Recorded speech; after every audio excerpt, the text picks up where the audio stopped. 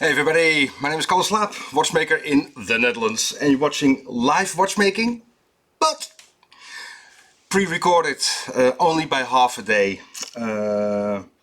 So if you're watching this in the evening, it was recorded the same morning. My dad took a turn for the worst yesterday, so he was hospitalized, unfortunately. So when you're watching this, I'll be attending my dad. Watchmaking is very important, but priorities, so sorry about that.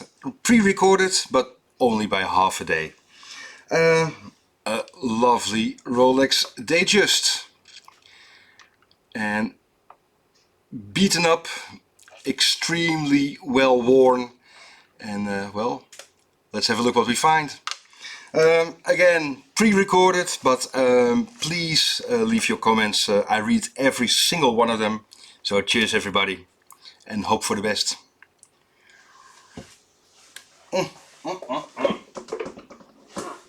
Very early in the morning, but still. There we go. First visual inspection. What do we see? A chip from the crystal.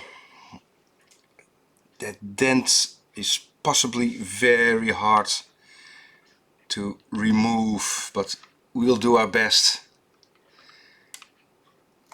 Well, very well worn, but we'll clean that. And let's have a look.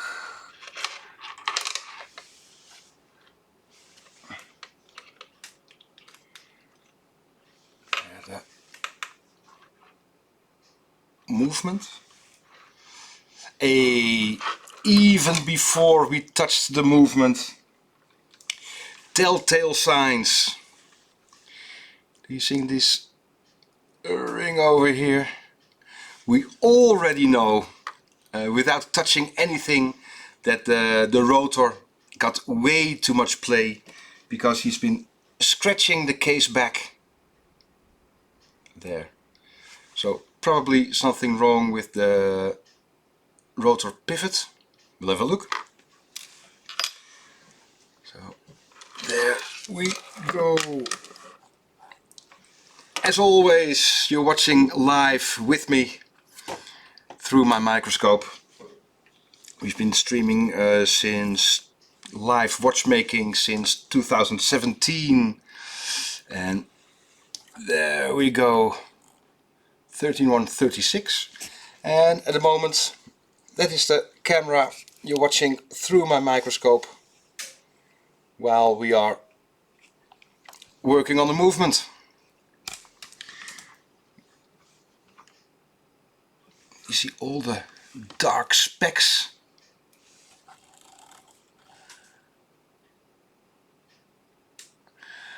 What will we find? As ever, I don't do any work up front, so I don't know what to expect. Otherwise it would be boring, and so everything you see for the first time, I see for the first time. But yeah, already see that the rotor, it's an automatic movement, so if you move your wrist, the weight will go to the lowest point and wind the movement, but it's already, yeah, there is something going on. And here you see the evidence, the lines that it was touching the case back. Hope to show you in better detail. Do you see that? That is the bit that was scratching the case back because simply there is way too much play.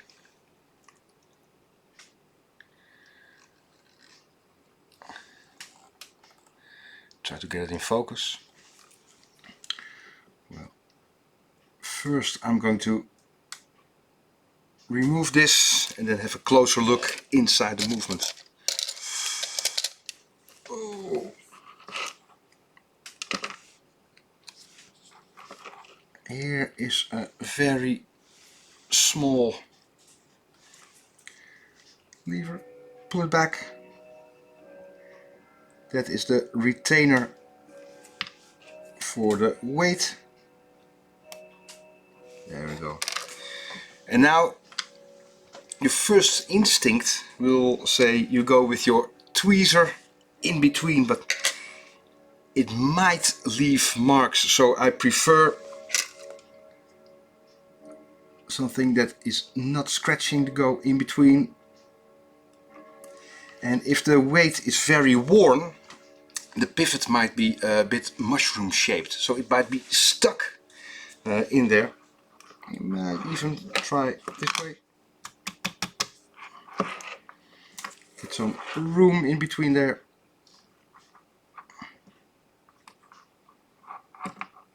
Well, there is some play, there is some movement.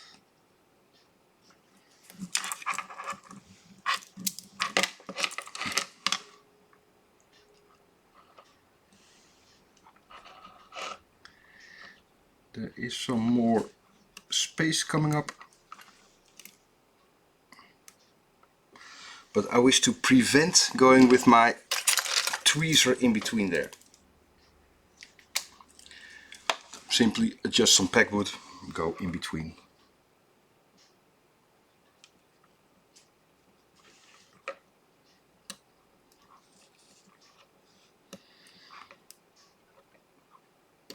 I am sure that that's the only thing that is retaining the weight, but I must say it is extremely stuck.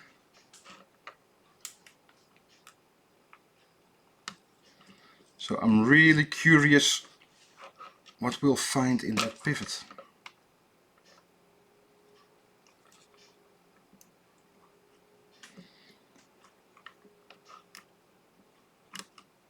That is really stuck. What is going on here?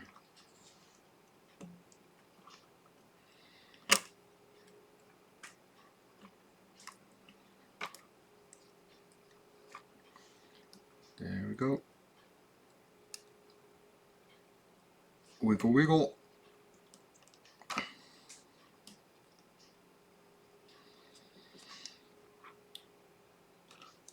That is interesting.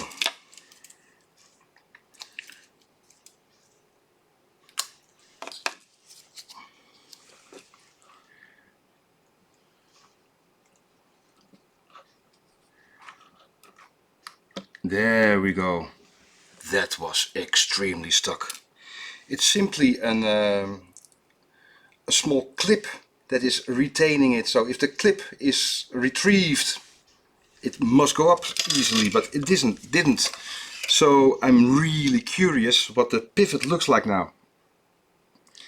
But again, here, no marks, no scratches. That is the most important. But what is the pivot look like? Oh wow. Well, here we have the reason. Oh, that is worn. Here we have the reason it was stuck. Do you see? Like I said, mushroom shaped. That small ridge underneath was preventing it from going upwards. This should be cylindrical, straight edges. Oh, well, we definitely have to replace this pivot, but what does the ruby look like?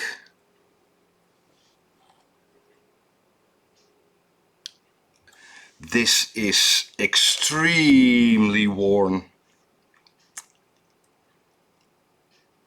There, this should be just straight, and this ridge here was preventing it from going up. Okay, well, and again, it's early in the morning when we did this. Is pre-recorded, so sorry I cannot welcome you all in the chat. Cheers everybody. But a pre-recorded stream, but only by half a day. So when you watch this in the evening, it was recorded the same morning.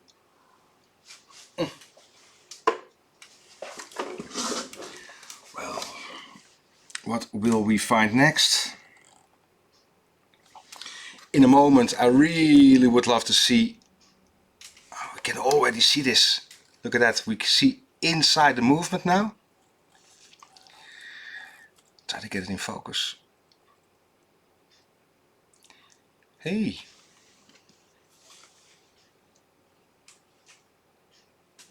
Watch this.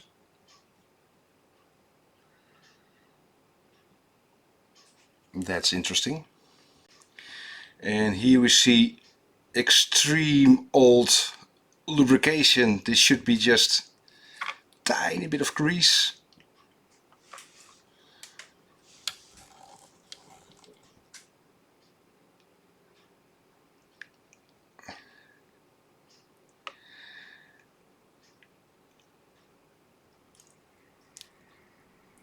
I think we have an extreme one on our hands.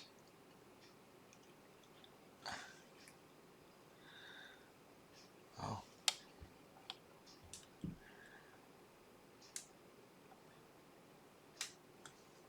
I think this is the best. Okay, well, first things first, take out the watch case. That is that one over there, that one over there. Then I'll remove the winding stem. No, first I'm going to remove the automatic winding module. Then it's so much easier to remove the power from the mainspring, because if there's so much wear already, there's a good chance the gear train isn't fully unwind.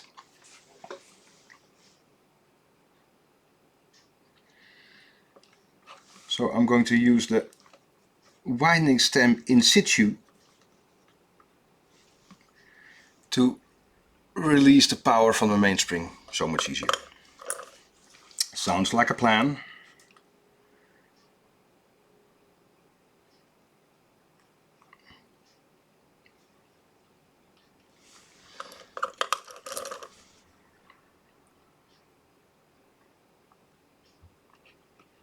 Yeah, let's do it like that.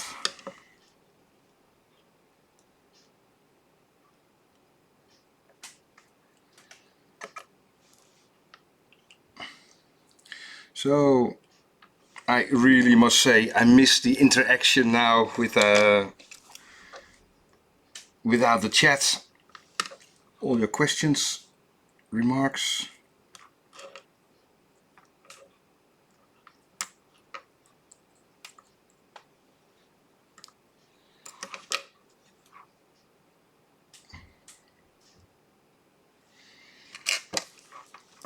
Well, there we go. Simply that one.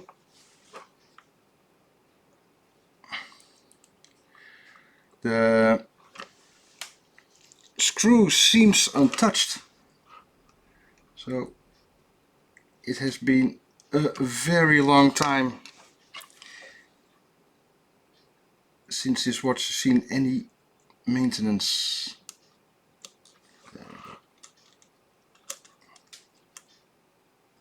Well, carbon tip tweezers, why not? And then you'll find here the automatic winding module.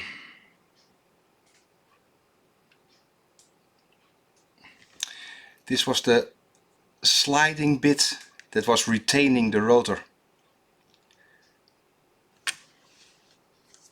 So the ruby.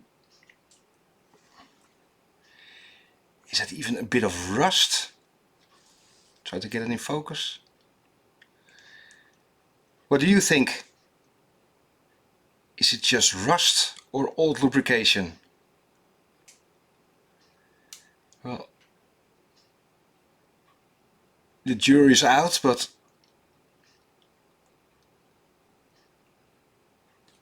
even that bit that is retaining the rotor,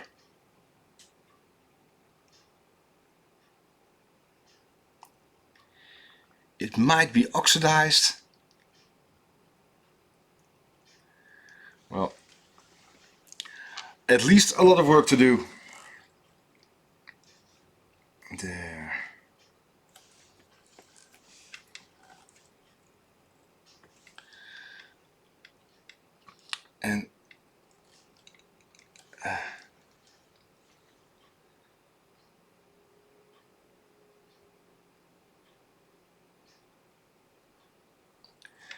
find it hard. Yeah, it looks like some moisture. What do you think? Well,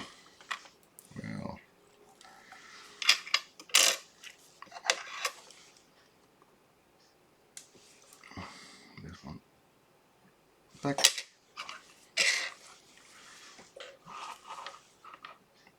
That will come in a moment.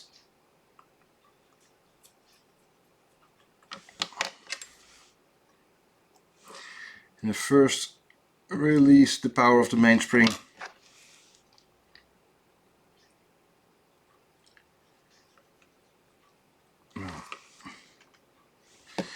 Extremely well worn, but not well maintained.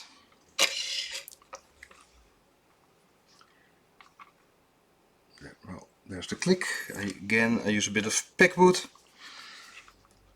Don't want to make any scratches. There you see, still a lot of power in the main barrel of the mainspring, without the gear train being completely released.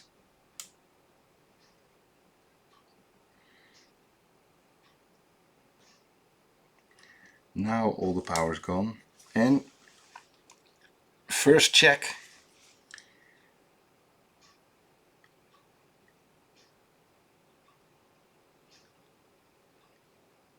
Well, seems okay.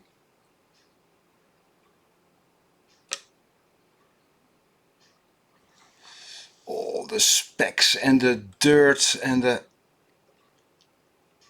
Well, it is going to be an interesting movement to work on, to restore. Having said that, well, again, if you just joined, it's a pre-recorded live stream, only by half a day. So if you watch this in the evening, it was recorded the same morning. My dad in a hospital, so I have to attend him. And next week, God willing, if my dad's health allows it, I'll be with the family on a 1-week holiday in Greece. And I already recorded the stream for next week. That is one to put into your agenda. Now that was something else. Shall I keep the suspense or not? No, I'm going to tell you. Next week, next Tuesday, we did restore the Longines hour angle, so the Charles Lindbergh watch. But, there's always a but, the first series from 1936, the original, only 2000 ever made. I made a stream, pre-recorded the stream. So next Tuesday, 8:30, you'll be seeing an extremely rare watch. Well, I say watch, but it's more like an navigation instrument for telling the longitude.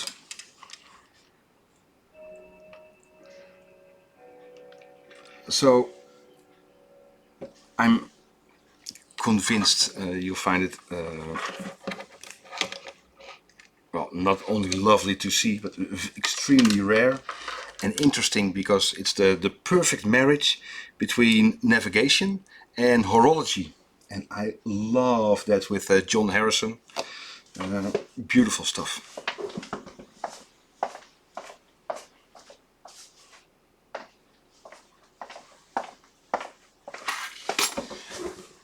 Well,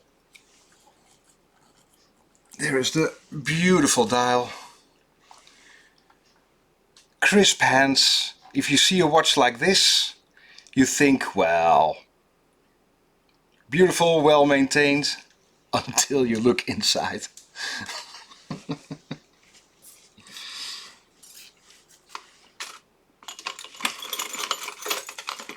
What are your views on Rolex? Again, I love to read all your comments, every single one of them. So, what are your views on Rolex, modern Rolex, and their the latest models?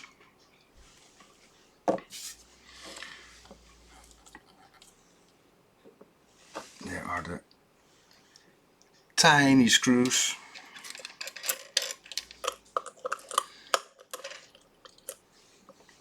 So first I'm going to sharpen my screwdriver. First things first.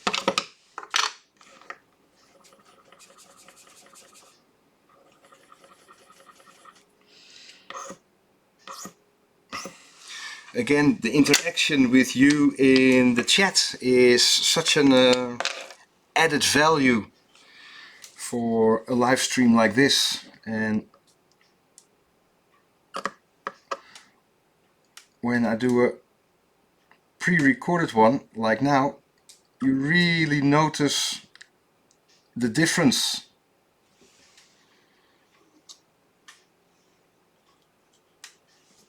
So there's the one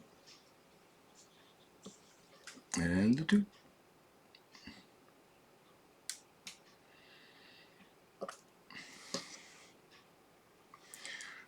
Tiny magnetic screwdriver.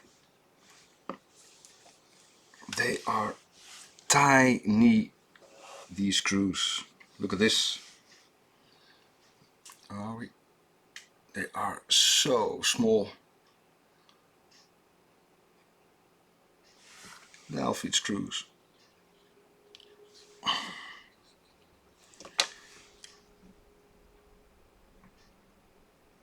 Try to get underneath.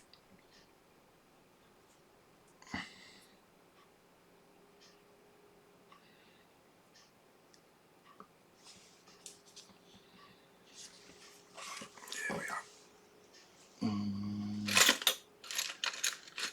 The thinnest. Here.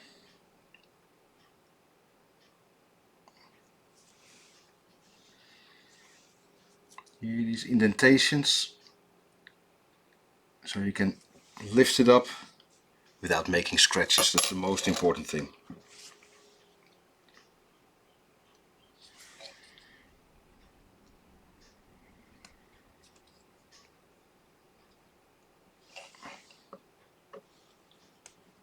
There we are.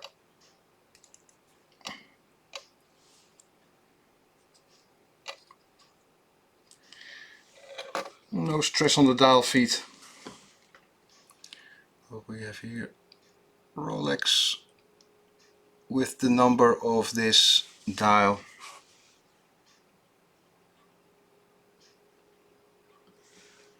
I wonder what this is.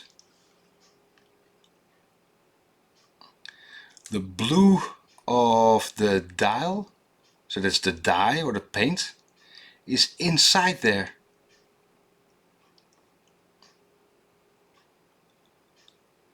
Okay. Well, that's production. What do we have here? I love the contrast in this movement. This is the dial side, obviously, with the date ring, and to push the date ring, not too much force is being used. Only one every 24 hours, slightly pushed, next date. So do you see the insane difference between this side of the movement, without too much force, not too many moving parts, looking clean, crisp, beautiful, and the other side is so worn, lack of maintenance. And that's the complete different function of this part of the movement. Lovely to see how theory and practice come together.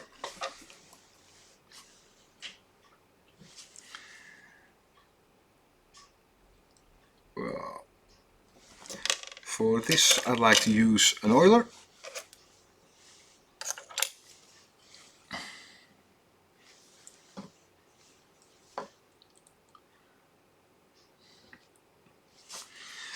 And I love to show you, well, again, this is the date ring. This is a small spring. And that is centralizing, so it's always pushing again between two teeth. And that makes sure that the date is underneath the fenster. The hole in the, is it called fenster? The hole in the dial to show you the date. So that is pushing that way. It's underneath, retained by that one, and that one. And here on this side there's an extra ruby. It is hardly touching, only while setting the date, because then this notch is pushing against the teeth that way. Then this one will go upwards by spring force, and then it is slightly touching this ruby, but hardly. So no wear, no black dot stuff, nothing. Again, here's the other retainer. I just put it like this, horizontal. And now, without touching the print underneath, simply slide it one way. Like that. Not too much stress.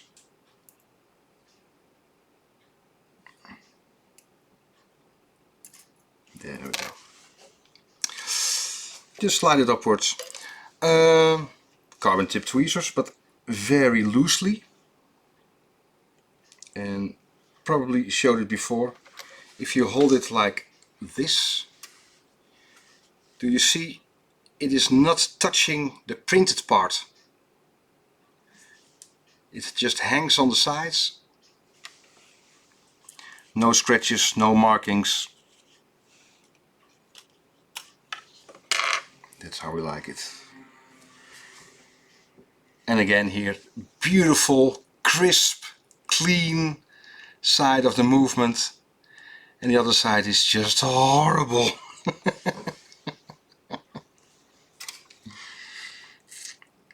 Well, that one, that one, that one.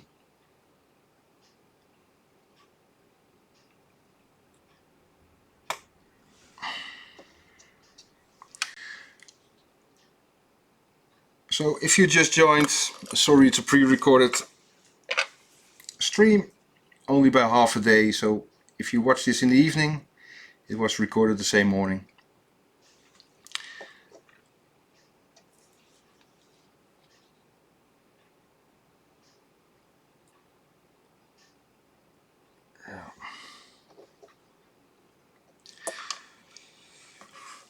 Well, Rolex, of course, has always been the reliable movement. Sturdy, you can do anything with it, still runs.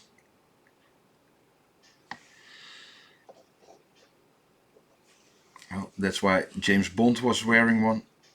Although in the books, I believe he wore a Gruet. Bucherer?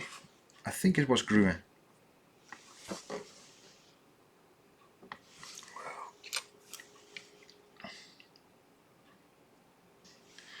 There's the sticky sliding part, and here you can see the spring operation. Not even screw down, but slide it underneath those pins. And that centralizes the date ring. Next layer, the hour wheel. Hey, first have to attend the... Yeah, it's better. There's the hour wheel.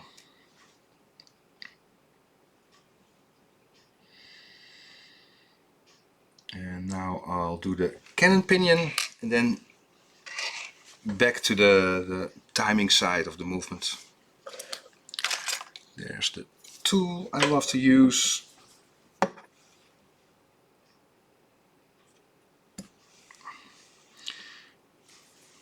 No drama, no force. I just removed this cannon pinion. I have to do it straight because look at the sweep second pinion. It is so incredibly long. This is the from here. You can see it's wedged between the plate I just removed and this side here. But that is why so important to remove the cannon pinion from there. Incredibly straight up because this pinion is so fragile.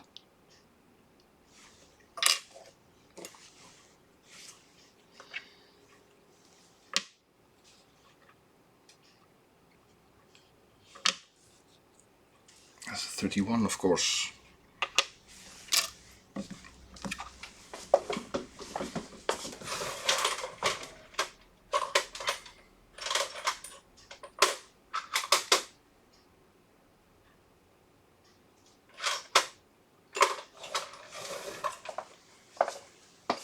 That's more.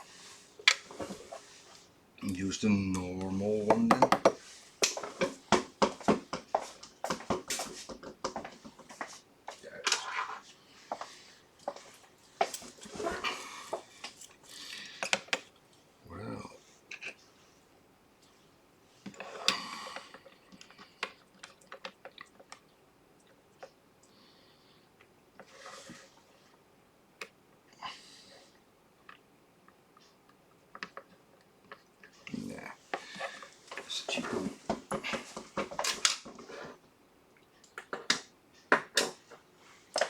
With these holders, there's such a difference between Bergeon and the cheaper ones.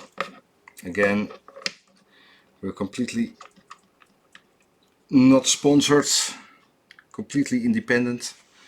So whatever you use. But in this particular instance, I think Bergeon is superior. Well, you saw the ring inside the watch case there. That it was the rotor, because of automatic winding movement, was touching here the case back, scraping. Because of the huge play on the pivot and wear on the pivot. And where was it? Yeah, here you see it's touching the outside as well. Do you see that? There you can see the marks. Oh, here's very visible.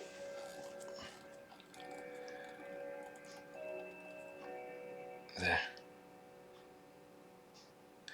Even the nickel plating is being worn off. Oh, look at that. Such a huge difference between the two sides and the two functions of the movement. I find it fascinating. Well, with this I'll always have a strange association Maybe it's just me. But yeah. Don't you think? Or is it just me? Well, maybe it's just me. Well, what I love about this movement is it's free sprung. So no timing pins, just the stud, then the breguet overcoil, and it's just being timed with these weights. And this plate is retaining this bit, and that is for the beat error. So release that screw, then you can move this plate from there to there for the beat error. And the rest, all the timing is done by just the weights and no timing pins sliding over the balance spring.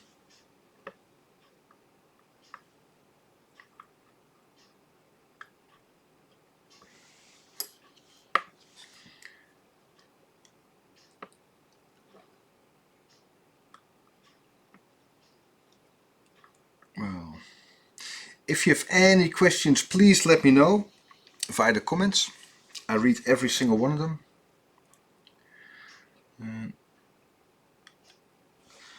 Like I said earlier, doing this now, pre-recording, well, even if it's the same morning, you really appreciate that a live stream has got an added value with well, communication with you guys in the chat.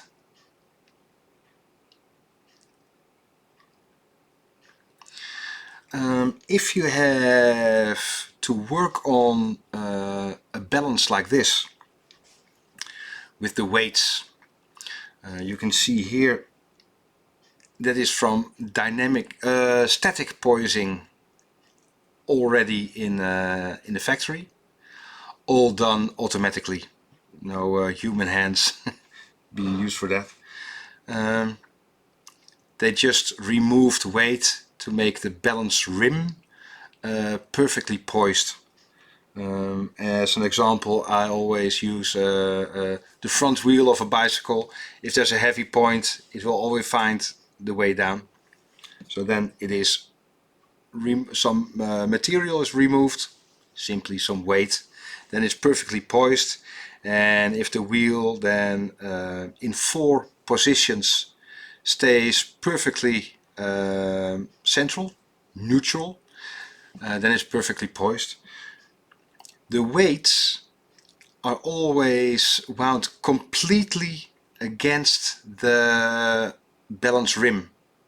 So now you can see some space between the weight and the rim. If you start adjusting the balance wheel, all weights must be against the balance rim, because then you have the perfect starting point with the weights coming in. I'll show you probably you've seen it before, but I'll show you the tool they use.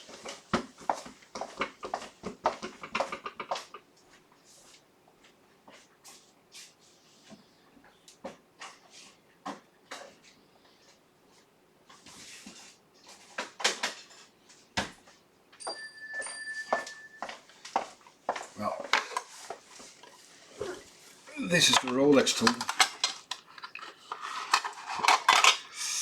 And here you see like a small nut,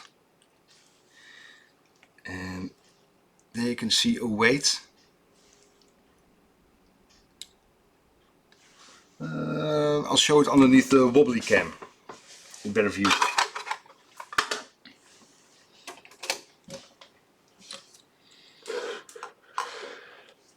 There.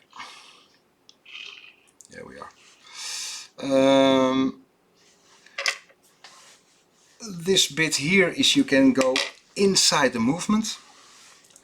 There is a small weight, and we placed the plus and the minus.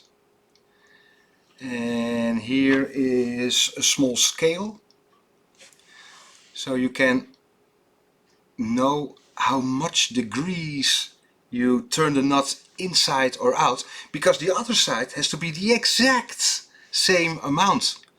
Otherwise it's an imbalance and the watch wouldn't run too accurate in different positions. Well, Rolex made this tool and put a patent on it. So Omega used a completely different tool to avoid patent rights, and there's this one, completely different, as you can see.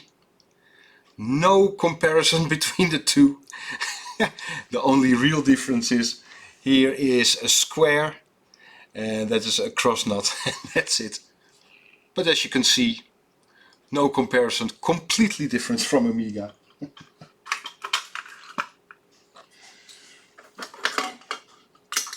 There we are. Well, now I'm going to remove the pallet fork to give some leeway to the gear train.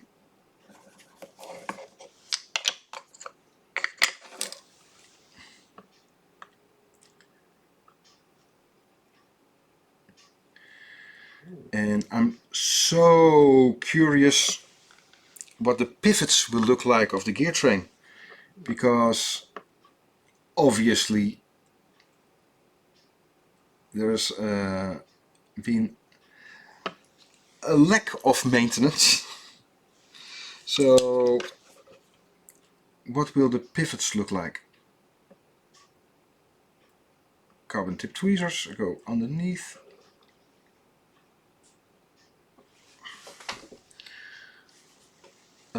Wrong camera. Plop, plop, plop. Again, it's for me really early.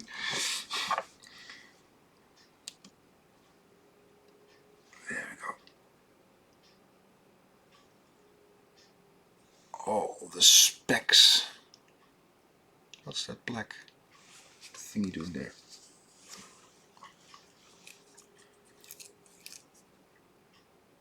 Really not sure what that is. So now the pallet fork.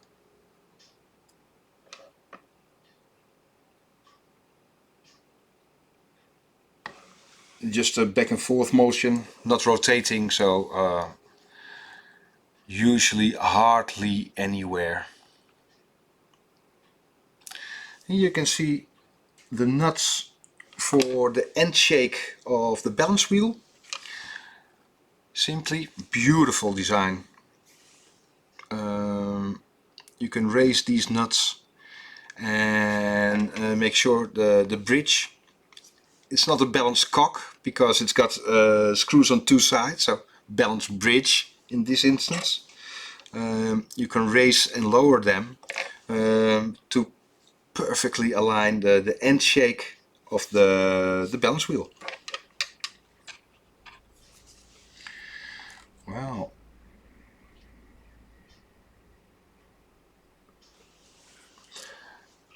Here, attention to detail is beautiful of Rolex. A jewel, so no hammer time needed for once.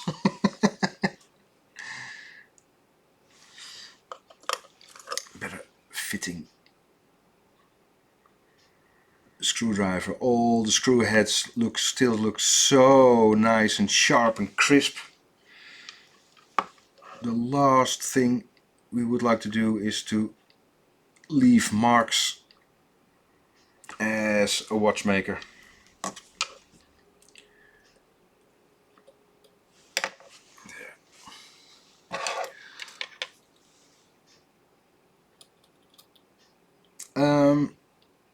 if a watchmaker says a movement is dirty or need to be cleaned, we don't... Hey, what's that?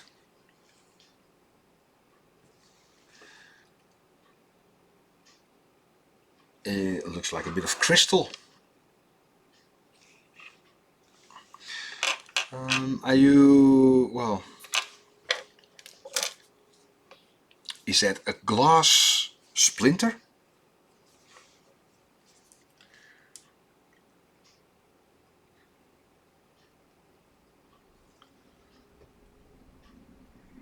No.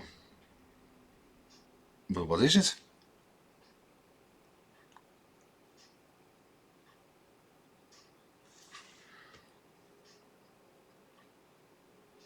Well, it's gone. It shouldn't be there, but it was really sticky, sticking to the bridge.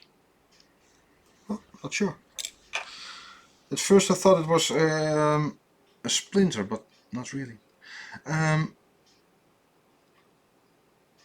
Like I was saying, if a watchmaker says a movement needs to be cleaned, there's usually no contamination from the outside of the case coming in, but simply old lubrication, old oil, and it is going all through the movement. Again, this is so sticky. Wow. But I cannot believe that the pivot of this barrel is so worn. That is interesting. I leave it in there. It is so sticky, and I don't want to move it like this, because then it will touch the gears, and I really don't want that. So I'll leave it in for the moment, but we have to remember to check the bottom pivot of this arbor.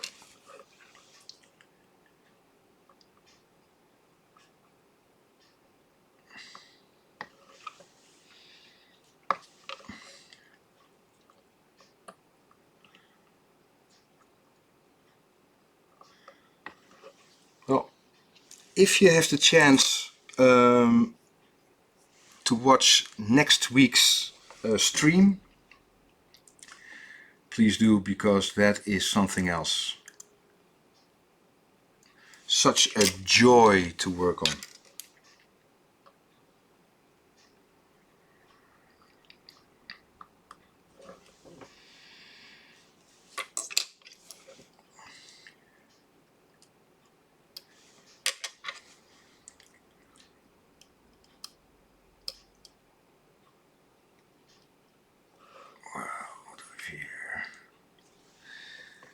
All the dried up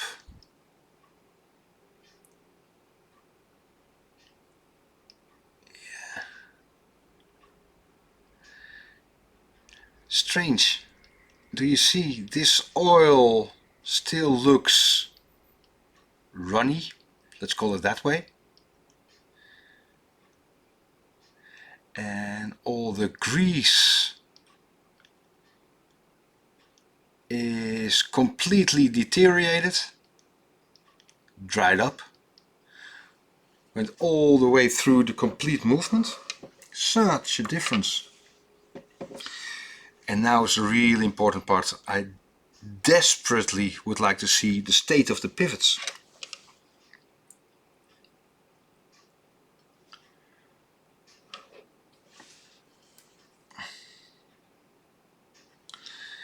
Well, this one still had the runny oil, so pivot seems okay, but you can see inside the pinion some residue.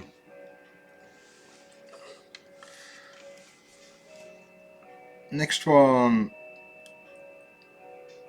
again here, still some runny oil.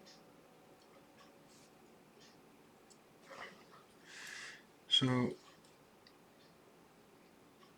pivots were protected.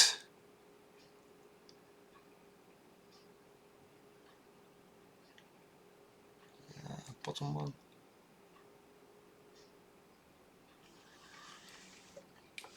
We'll see it after cleaning.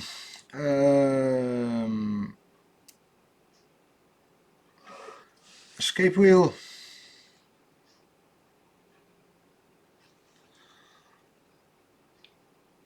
Well, we have to check after cleaning, but so far so good.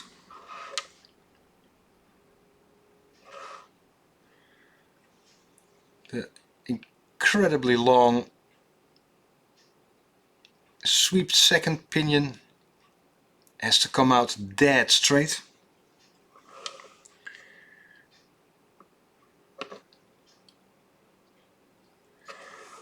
And this one.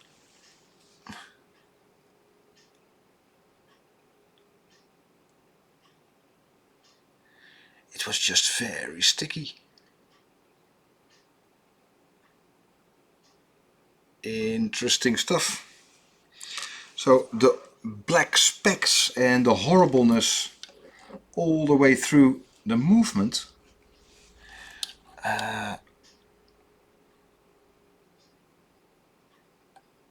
was mostly old oil, sorry, grease.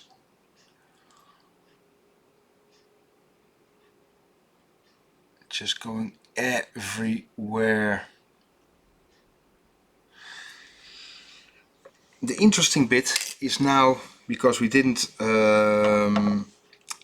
disassemble it yet, automatic winding module, because we saw the insane wear of the pivot.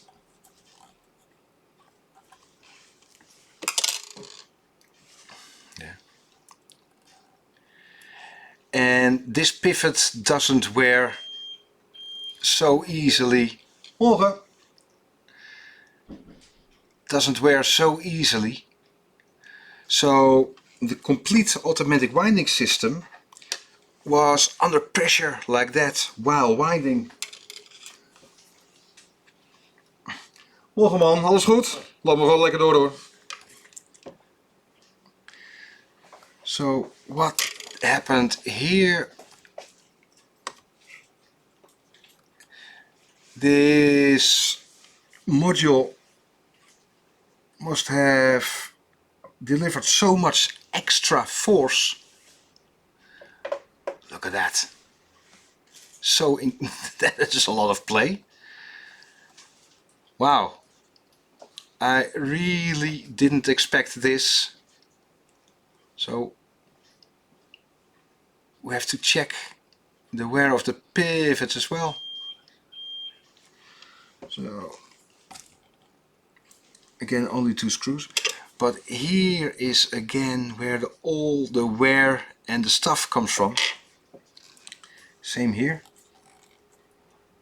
Loop gewoon maar door hoor, jongens. Lekker bakje halen. Well, Elmar and Edwin coming in.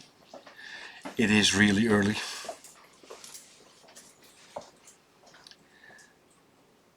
So most of the real wear and stuff comes from the automatic winding system.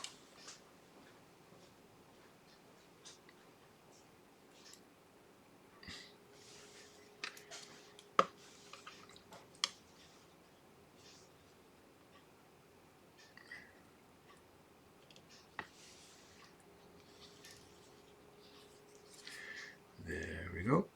1, 2, 3.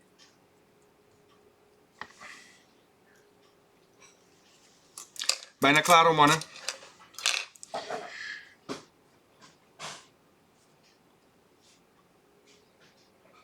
Wow, and now I really would love to see the state of these pivots.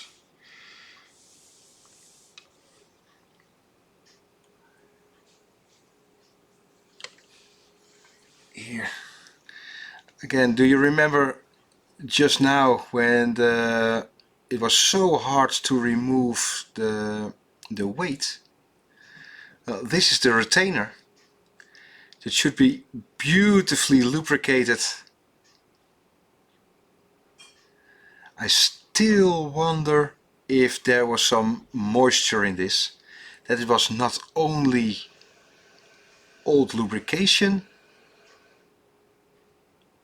Yeah, must be, because it was worn so incredibly. Wow. And now these pivots completely gone. Look, completely gone. Look at that.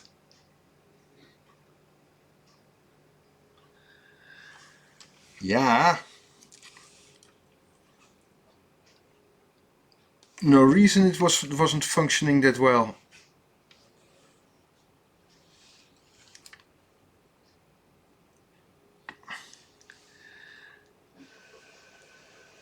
Oh wow. It is just so interesting. And just maintenance 2 years earlier would have prevented this. It would have been so much cheaper, so much easier. And still I see on some forums, fora, that maintenance isn't really needed for mechanical watches. You can see it like this.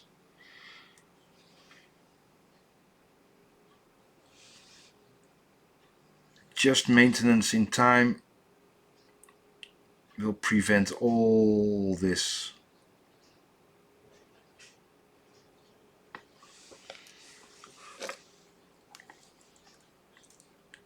Wow, fascinating stuff. Yeah, it's rust. What do you think?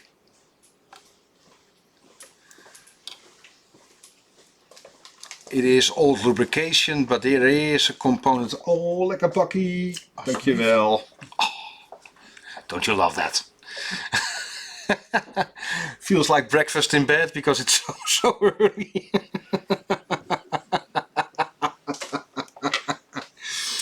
I think there's a component of rust here.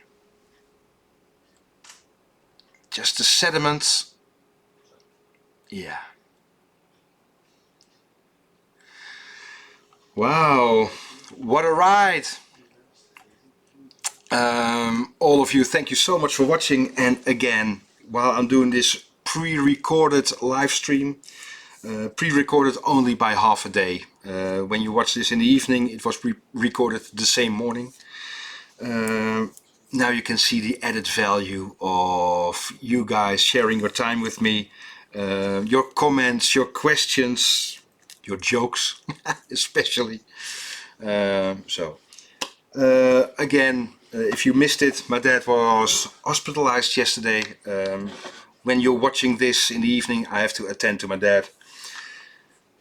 This YouTube channel Chronoglide means the world to me, but priorities, it is important. Next week another pre-recorded stream, but that one is really special. A 1936 Lindbergh Longines for navigating. Series 1, only 2000 made, the original, that is a stream to watch. I really hope you enjoyed this one. I did, even though it was early and I'm not a morning person. But then again, there is coffee. All of you, thank you so much for watching. Hope to see you soon. See ya. Bye bye.